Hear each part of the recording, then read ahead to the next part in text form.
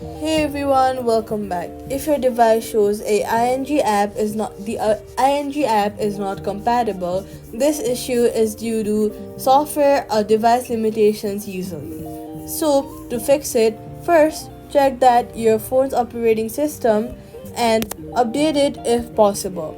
Then make sure your device is not rooted or jailbroken, as this can block banking apps. If you're on an older phone or you're using it, the ING app may no longer support that model.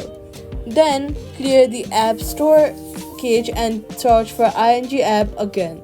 If the compatibility issue remains, use ING internet banking through a web browser. Go and open your Safari app and then go to ing.com Australia. Then try logging through a browser as a temporary solution and contact ING support for the device specific guidance, and that's it. Subscribe for more quick fixes.